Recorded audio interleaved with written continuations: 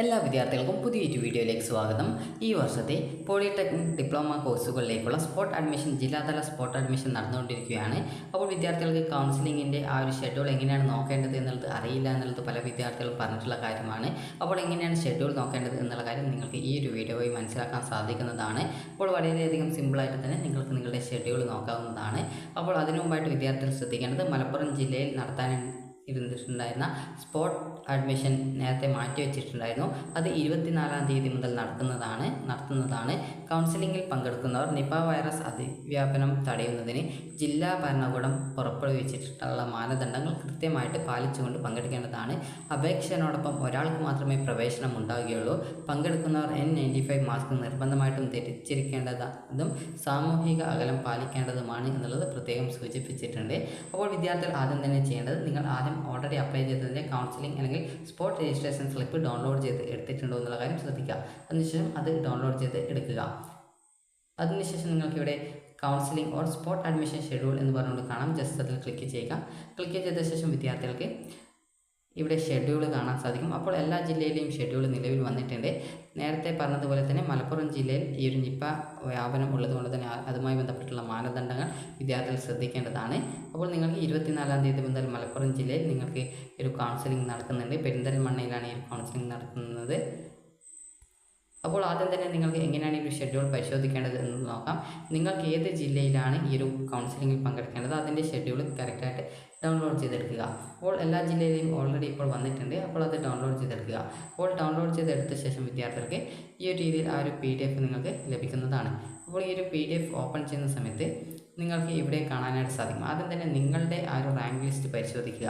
അപ്പോൾ rank list പരിശോധിച്ച ശേഷം വിദ്യാർത്ഥികൾ ചെയ്യേണ്ടത് സ്ട്രീം 1-ൻ്റെ റാങ്കാണ് നോക്കേണ്ടത്. സ്ട്രീം 1-ൻ്റെ റാങ്കാണ് നിങ്ങൾ നോക്കേണ്ടത്. അതുപോലെ തന്നെ സ്ട്രീം 2-ൻ്റെ ഇത് എപ്പോഴാണ് എന്നുള്ളത് കറക്റ്റായിട്ട് അതിൽ രേഖപ്പെടുത്തിയിട്ടുണ്ടാകും. ആദ്യം തന്നെ നിങ്ങൾക്ക് നിങ്ങളുടെ അതായത് ഓരോ പോളിടെക്നിക്കിൻ്റെയും ആ ഒരു ഷെഡ്യൂൾ നോക്കുന്ന സമയത്ത് നിങ്ങൾക്ക് കറക്റ്റായിട്ട് തന്നെ മനസ്സിലാക്കാൻ സാധിക്കുന്നതാണ്.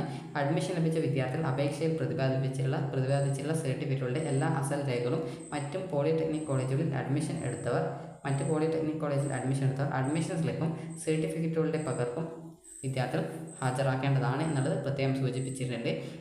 അപ്പോൾ ഈ ഒരു ഷെഡ്യൂളിൽ കറക്റ്റായിട്ട് ഏത് ദിവസമാണ് ഹാജരാവേണ്ടതെന്നുള്ള ആ ഒരു ഡീറ്റെയിൽസും അതുപോലെ തന്നെ ഏത് സമയത്താണ് ഹാജരാവേണ്ടതെന്നുള്ള ഡീറ്റെയിൽസും കറക്റ്റായിട്ട് രേഖപ്പെടുത്തിയിട്ടുണ്ടാകും. സ്ട്രീം 1-ൻ്റെ റാങ്കാണ് നിങ്ങൾ നോക്കേണ്ടത്. നിങ്ങളുടെ ഇതിൽ സ്ട്രീം 1 സ്ട്രീം 2 എന്നിങ്ങനെ 2 റാങ്കുകളുണ്ടാവും. അതിൽ സ്ട്രീം 1 ആണ് ആദ്യം നോക്കേണ്ടത്.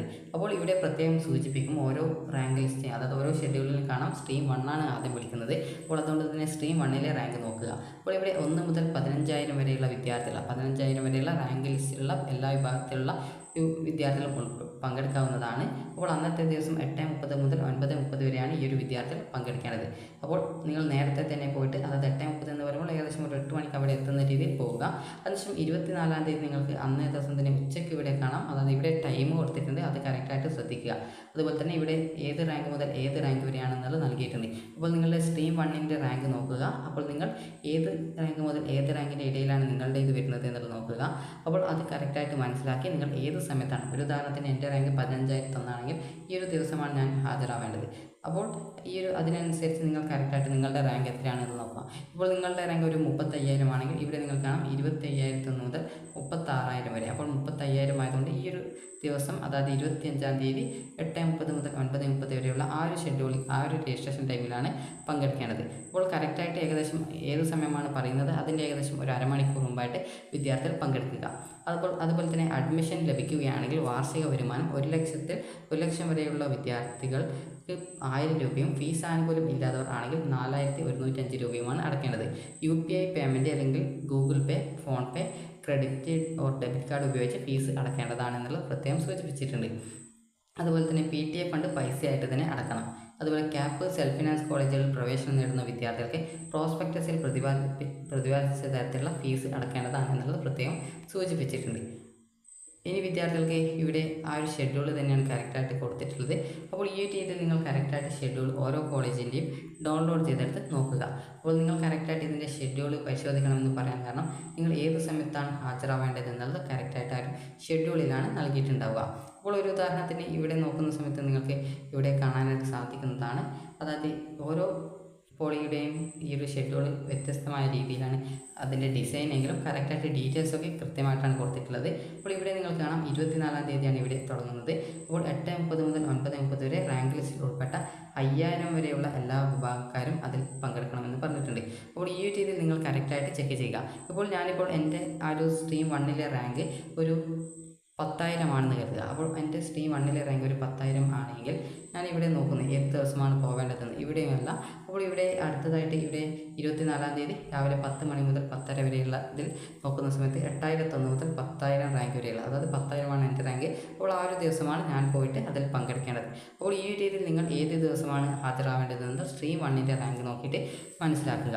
അപ്പോൾ ഇതിൽ എല്ലാം പറഞ്ഞിട്ടുള്ളത് സ്ട്രീം 1 ആണ്. അപ്പോൾ അതുകൊണ്ട് തന്നെ സ്ട്രീം 1ൻ്റെ റാങ്ക് നോക്കിയിട്ടാണ് വിദ്യാർത്ഥികൾ പോവേണ്ടത്. അതുപോലെ പ്രവേശനത്തിന് പോകുന്ന വിദ്യാർത്ഥികൾക്ക് വേണ്ടിയിട്ട് ഇവിടെ ഇൻസ്ട്രക്ഷൻസ് കൊടുത്തിട്ടുണ്ട്. കറക്റ്റായിട്ട് ഇൻസ്ട്രക്ഷൻസ് വായിച്ച് മനസ്സിലാക്കുക. അതായത് പ്രോസ്പെക്ടസിൽ അത് പ്രവേശനത്തിന് ഹാജരാകുന്ന വിദ്യാർത്ഥികൾ ഒറിജിനൽ സർട്ടിഫിക്കറ്റ് ഹാജരാക്കേണ്ടതും പ്രോസ്പെക്ടസ് പ്രകാരമുള്ള ഫീസ് അടക്കേണ്ടതുമാണ്. PTA ഫണ്ട് ഒഴികെയുള്ള തുക ക്രെഡിറ്റ് ഡെബിറ്റ് കാർഡ് മുഖേന വിദ്യാർത്ഥികൾക്ക് അടക്കാവുന്നതാണ്. മറ്റേതെങ്കിലും ഗവൺമെൻറ് എയ്ഡഡ് പോളിടെക്നിക് കോളേജിൽ അഡ്മിഷൻ നേടിയിട്ടുണ്ടെങ്കിൽ അഡ്മിഷൻ സ്ലിപ്പ്, ഫീസ് അടച്ച റെസിപ്റ്റ് എന്നിവ ഹാജരാക്കണം. സ്വാശ്രയ പോളിടെക്നിക് കോളേജിൽ പ്രവേശനം നേടിയവർ ഗവൺമെൻറ് ഓർ എയ്ഡഡ് പോളിടെക്നിക് കോളേജിൽ പ്രവേശനം നേടുന്ന പക്ഷം ഫീസ് അടക്കേണ്ടതാണ്. അതുപോലെ കൂടുതൽ വിവരങ്ങൾക്ക് വിദ്യാർത്ഥികൾ വെബ്സൈറ്റ് സന്ദർശിക്കുക എന്നുള്ളത് പ്രത്യേകം സൂചിപ്പിച്ചിട്ടുണ്ട്. അപ്പോൾ നിങ്ങൾ കറക്റ്റായിട്ട് ഓരോ ഷെഡ്യൂൾ ഇതേ രീതിയിൽ പരിശോധിക്കുക. നിങ്ങളുടെ സ്ട്രീം 1ൻ്റെ റാങ്കാണ് നോക്കേണ്ടത്. അതുപോലെ തന്നെ ചില പോളിടെക്നിക് കോളേജിൽ സ്ട്രീം 2ൻ്റെ റാങ്ക് ഏറ്റവും അവസാനത്തോട്ടായിരിക്കും നൽകിയിട്ടുണ്ടാവുക. അപ്പോൾ അതുകൊണ്ട് തന്നെ സ്ട്രീം 1ൻ്റെ റാങ്ക് നോക്കിയിട്ട് വിദ്യാർത്ഥികൾ ഈ ഒരു അലോട്ട്മെൻറ്റിൽ പങ്കെടുക്കുക. അപ്പോൾ നിങ്ങൾക്ക് എങ്ങനെയാണ് ഈ ഒരു റാങ്ക് പരിശോധിക്കേണ്ടത് എന്നുള്ളത് മനസ്സിലായിട്ടുണ്ടാകും. അപ്പോൾ വിദ്യാർത്ഥികൾക്ക് എങ്ങനെയാണ് നിങ്ങളുടെ ഈ ഒരു ഷെഡ്യൂൾ പരിശോധിക്കേണ്ടത്, എങ്ങനെയാണ് റാങ്ക് പരിശോധിക്കേണ്ടത് എന്നുള്ള കാര്യം മനസ്സിലായിട്ടുണ്ടാകും. ഇനി ഒരു ജില്ലയിൽ നിങ്ങൾക്ക്, അത് നിരവധി ജില്ലയിൽ അപ്ലൈ ചെയ്ത വിദ്യാർത്ഥികൾ മറ്റൊരു ജില്ലയിലേക്ക് നിങ്ങളെ രക്ഷിതാവിനെയോ മറ്റോ അയക്കുന്നുണ്ടെങ്കിൽ നിങ്ങൾക്ക് പ്രോക്സി ഫോം നൽകേണ്ടതാണ്. അതായത് ഓതറൈസേഷൻ ലെറ്റർ വിദ്യാർത്ഥികൾ കൊടുക്കേണ്ടതാണ്. അപ്പോൾ ഓതറൈസേഷൻ ലെറ്റർ ഈ ഒരു വെബ്സൈറ്റിൽ ഡൗൺലോഡ് ചെയ്ത് നൽകിയിട്ടുണ്ട്. ഫോം ഓഫ് ഓതറൈസേഷൻ ലെറ്റർ എന്നുള്ളതിൽ ക്ലിക്ക് ചെയ്യുക. ക്ലിക്ക് ചെയ്ത ശേഷം നിങ്ങളുടെ രക്ഷിതാവിൻ്റെ കയ്യിൽ നിങ്ങളുടെ ആ ഒരു ഷെഡ്യൂള്, അതായത് ഷെഡ്യൂളല്ല, നിങ്ങളുടെ ആ ഒരു കൗൺസിലിംഗ് രജിസ്ട്രേഷൻ സ്ലിപ്പിൻ്റെ ഒരു പ്രിൻ്റ് ഔട്ടും അതുപോലെ നിങ്ങളുടെ എല്ലാവിധ സർട്ടിഫിക്കറ്റിൻ്റെ കോപ്പി നിങ്ങൾ സെൽഫ് അറ്റസ്റ്റ് ചെയ്തത്, അതിൽ നിങ്ങളുടെ സെൽഫ് അറ്റസ്റ്റഡ് ബൈ എന്ന് പറഞ്ഞുകൊണ്ട് നിങ്ങളുടെ പേരും ഒപ്പും ഇടണം. അത് എല്ലാത്തിനും കോപ്പിയാണ് കൊടുക്കേണ്ടത്. നിങ്ങൾ എവിടെയാണോ പോകുന്നത് അവിടെ ഒറിജിനൽ സർട്ടിഫിക്കറ്റുകളാണ് കൊണ്ടുപോകേണ്ടത്. അതുപോലെ തന്നെ ഫീസ് അടക്കാനുള്ള ATM കാർഡ് കൂടി കയ്യിൽ കരുതുക. അതുപോലെ PTA ഫണ്ട് പൈസയായിട്ട് തന്നെ അടക്കേണ്ടതായിട്ട് വരും. അത് ഏകദേശം ഒരു 2,500-3,000 രൂപ വരും.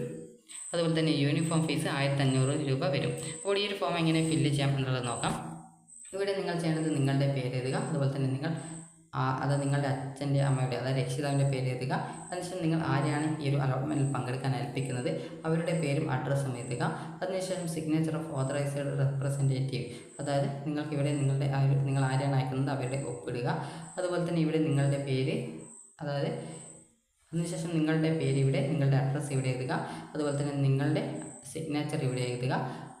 എഴുതുകയല്ല, സിഗ്നേച്ചർ ഇടുക. അതായത് ഇത് പ്രിൻ്റ് ഔട്ട് എടുക്കണം. അതിനുശേഷമാണ് ഫില്ല് ചെയ്യേണ്ടത്. അതിനുശേഷം വിദ്യാർത്ഥികൾ ഇവിടെ നിങ്ങളുടെ ഫോട്ടോ ഒട്ടിക്കുക. അതായത് നിങ്ങളുടെ ഫോട്ടോ ഒട്ടിച്ച് അതിൻ്റെ മുഖത്ത് എത്താത്ത രീതിയിൽ, അതായത് ഈ ഒരു രീതിയിൽ ഡ്രസ്സ്, അതായത് നിങ്ങൾക്ക് ഈ ഒരു രീതിയിൽ നിങ്ങളുടെ ഫോട്ടോ ഒട്ടിച്ചിട്ട്, അതായത് നിങ്ങൾക്ക് ഈ ഒരു രീതിയിൽ, അതായത് നിങ്ങൾക്ക് ഇവിടെ കാണാൻ സാധിക്കുന്നതാണ് സെൽഫ് അറ്റസ്റ്റഡ് ഫോട്ടോ.